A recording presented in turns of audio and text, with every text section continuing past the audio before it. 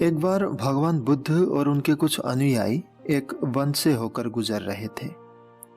बहुत दूर चलने के बाद वे भिक्षुक बुद्ध से कहते हैं, बुद्ध, क्या हम कुछ देर विश्राम कर सकते हैं? बुद्ध कहते हैं, अवश्य।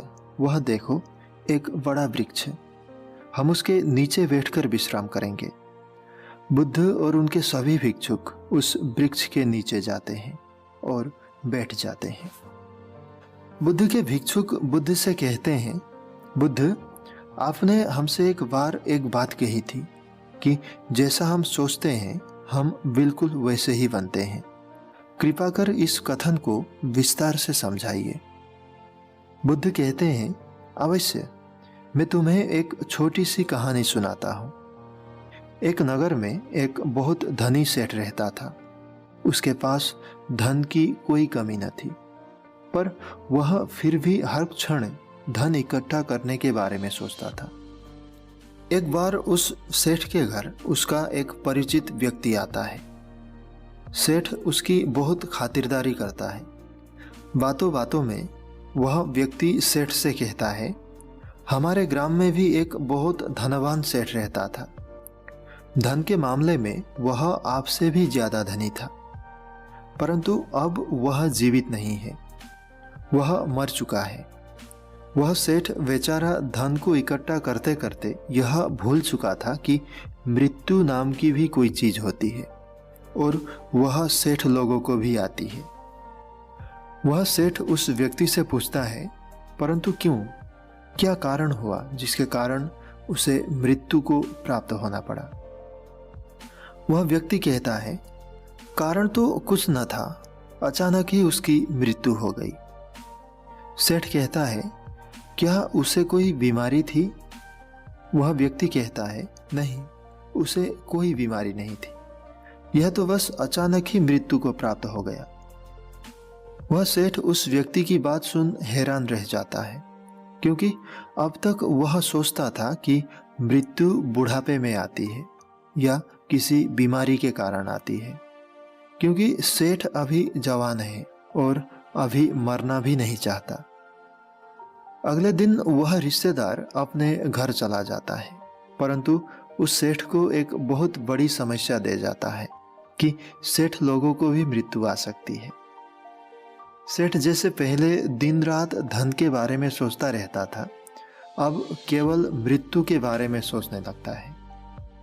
दिन रात उसे एक ही डर सताने लगता है कि कहीं मुझे मृत्यु न आ जाए, कहीं मुझे मृत्यु न आ जाए। समय बीतता है और सेठ बहुत कमजोर होने लगता है, क्योंकि अब न वह ढंग से खाता है न पीता है, केवल मृत्यु के बारे में सोचता है।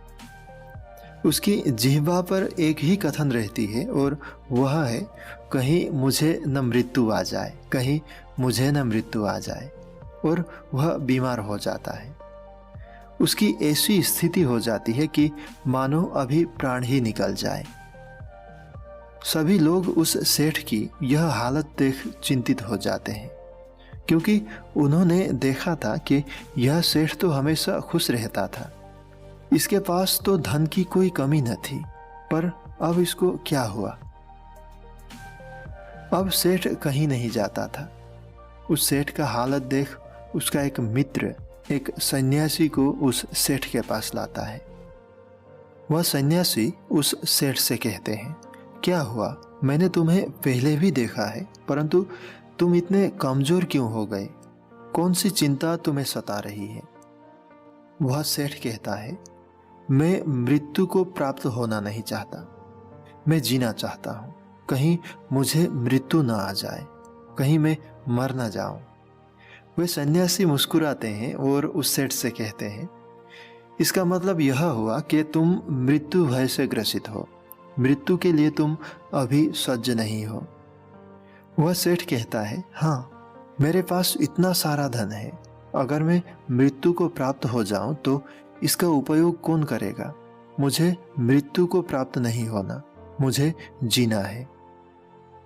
वे सन्यासी कहते हैं, तुम्हारी इस समस्या का मैं अभी समाधान निकाल देता हूं। वह सेठ बहुत खुश हो जाता है और उस सन्यासी के समक्ष हाथ जोड़ लेता है और कहता है, कृपा कर आप मेरी समस्या का समाधान कीजिए।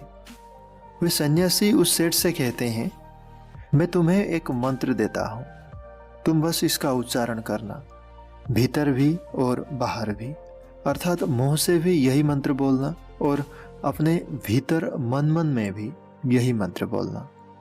यह मंत्र है, जब तक मुझे मृत्यु न आएगी तब तक मैं जीऊंगा। तुम इस मंत्र को 7 दिन तक निरंतर बोलते रहो। मैं 7 दिन बाद आऊंगा। और वह सन्यासी वहां से चले जाते हैं।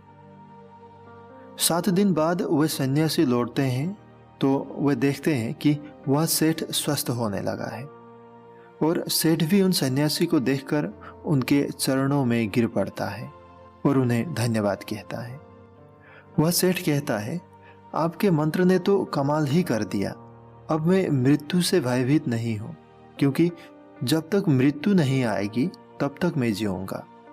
पहले मैं मृत्यु के डर के कारण जीवन को ही नहीं जी पा रहा था, परंतु आपके मंत्र ने मेरा जीवन ही बदल दिया। दोस्तों, आप भी सोचते होंगे कि इस छोटे से वाक्य में ऐसा क्या था जिसके कारण उस सेठ का संपूर्ण मानसिक अवस्था पूर्ण रूप से परिवर्तित हो गया।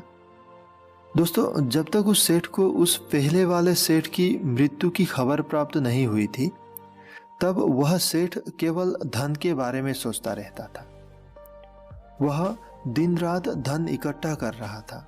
उसका स्वास्थ्य भी ठीक था, वह खुश भी था। परंतु जब उसने मृत्यु के बारे में सोचना प्रारंभ किया तो वही बात सोचते सोचते अत्यंत चिंतान्वित हुआ और मृत्यु के करीब जाता रहा।